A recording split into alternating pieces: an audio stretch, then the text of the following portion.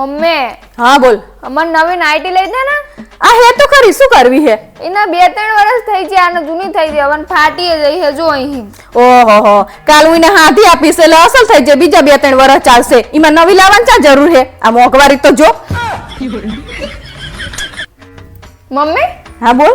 એસી નું રિમોટ ચાર્જ્યું. ચમ તારે શું કરવું એસી નું રિમોટ? કાલ રાતે એટલી બધી ગરમી લાગતી હતી ને એટલે આજ તો એસી ચાલુ કરીને જોવાનું. ઓહો હો હો, મોટી રાજકુમારી, જબરી ગરમી થાય તને.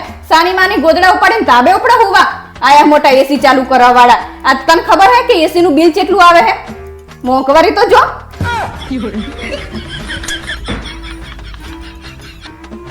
ચારની બેઠી કલાકથી મોબાઈલ લઈને સાની માની ઘરનું કામ કરવા માંડ. પણ હજુ તો 15 મિનિટ જ થઈ મમ્મી. હા તો 15 મિનિટ કરી નેટ બધું પૂરું કરી નાખીશ અને પછી કહીશ મમ્મી રિચાર્જ કરાવી આપો ને. મોંઘવારી તો જો.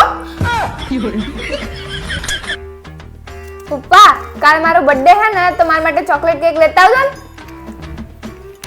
જઈ કેક બેક લાવવાની થતી નહીં, સાના માના ફોન મૂકો. મા બાપ તો અડધા ગયડા થઈ ગયા તો કોઈ દી હારી ચોકલેટ નહીં પારી અને આ રાજકુમારીને ચોકલેટ કેક ખાવી છે.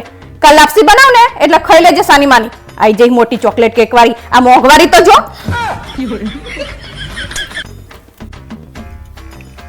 મમ્મી આ થેલો નવો લાવવાની વાત તો તું કરતી જ નહીં. તને કેટલા મોંઘા ઠેલા લાવી આપે હી, 1000 વાળા ઠેલા લાવી આપે પણ તું હાચવતી જ નહીં ને.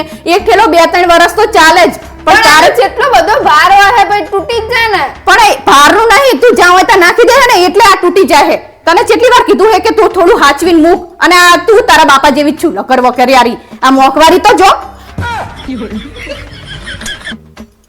હિમુ તું વાંચી રે ને એટલે હાજે ગાડી ધોઈ નાખજે ને બેટા. ચલ ગાડી કેમ ધોવાની હે? કાલ હે ને તાર મામા જોવા આવવાના હે એટલે હું તાર પપ્પા બે ગાડી લઈને જવાના હે. ઓહો મમ્મી તમે તો જેમ કે કોઈ રાજ્યના મહારાણી થઈ જાવ ને એમ ગાડી લઈને જવાની વાત કરો. હવે તમને મોંઘવારી નહીં નડતી?